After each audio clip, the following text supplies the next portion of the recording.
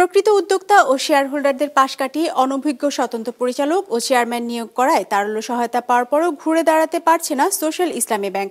এমন অভিযোগ ব্যাংকটির বেশ কয়েকজন অংশীদারের। সোমবার জাতীয় প্রেস ক্লাবে সংবাদ সম্মেলন করে তারা এমন অভিযোগ তুলে ধরেন। বলেন, একীভূত নয় বরং প্রকৃত উদ্যোক্তাদের কাছে দায়িত্ব হস্তান্তর করলেই অল্প সময়ের মধ্যে ঘুরে দাঁড়াবে ব্যাংকটি। ওয়ালটন এখন দেশের সীমানা পেরিয়ে পৌঁছে গিয়েছে 50টিরও বেশি দেশে। ওয়ালটন, ঘরে ঘরে বিশ্বজুড়ে। বিগত সরকার পতনের পর তীব্র তারল্য সংকট দেখা দেয় শরিয়া ভিত্তিক সোশ্যাল ইসলামী ব্যাংকে। অবস্থার উত্তরণে কয়েক দফায় ব্যাংকটিকে ৯,১১৩ কোটি টাকার তারল্য সহায়তা দেয় কেন্দ্রীয় ব্যাংক। কিন্তু তারপরও অবস্থার কোনো উন্নতি হয়নি। ব্যাংকটিতে অন্তত ২% মালিকানা আছে এমন কয়েকজন উদ্যোক্তার অভিযোগ, অনভিজ্ঞ লোক পরিচালনা পর্ষদে বসানোর কারণে তারল্য সহায়তা পাওয়ার পরও ঘুরে দাঁড়াতে পারেনি ব্যাংকটি।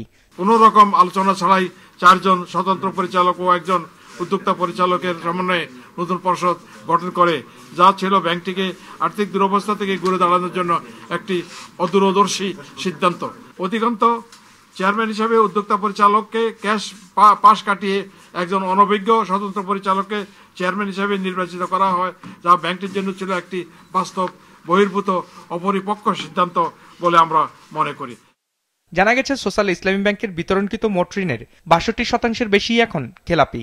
এই অর্থ উদ্ধারে তেমন অগ্রগতি না থাকা, নতুন করে ব্যাংক আমানত না আসা ও তারল্য সহায়তা দেওয়ার পরও ঘুরে দাঁড়াতে না পারায় অক্টোবরের মধ্যেই ফার্স্ট সিকিউরিটি ইউনিয়ন সহ 4টি ব্যাংকের সাথে সোশ্যাল ইসলামী ব্যাংক একীভূতকরণের সিদ্ধান্ত নিয়েছে সরকার, যেখানে সম্মতি দিয়েছে বর্তমান চেয়ারম্যানও। তবে একীভূতকরণ কোনো সমাধান হতে পারে না এমন দাবি ব্যাংকটির শেয়ার হোল্ডারদের একাংশের।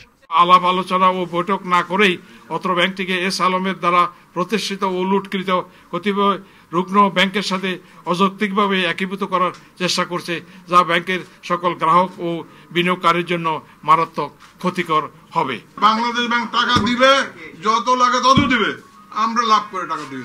এখন যদি বন্ধ করে দেয়, এই লোকগুলো কই যাবে? এখন প্রকৃত আমাদের ছেড়ে দেখ, আমরা যেভাবে হোক ব্যাংক চালাবো। আমরা তাদের মুসি লিখে দিব যে আমরা এই কয়েকজন মিলে আমরা ওয়াদা করছি যে আমরা এই ব্যাংকটা চালাবো, আমাদের ছেড়ে দেওয়া হোক। সংবাদ সম্মেলনে এসআইবিএল এর শেয়ার হোল্ডাররা দাবি করেন, নতুন বিনিয়োগ নিশ্চিত করা, অপ্রয়োজনীয় ব্যয় কমানো সহ 11টি কর্মপরিকল্পনা বাস্তবায়ন করা গেলে অচিরেই ঘুরে দাঁড়াবে ব্যাংকটি। রায়হান শোভন, বিজনেস রিপোর্ট, মাছরাঙ্গা টেলিভিশন।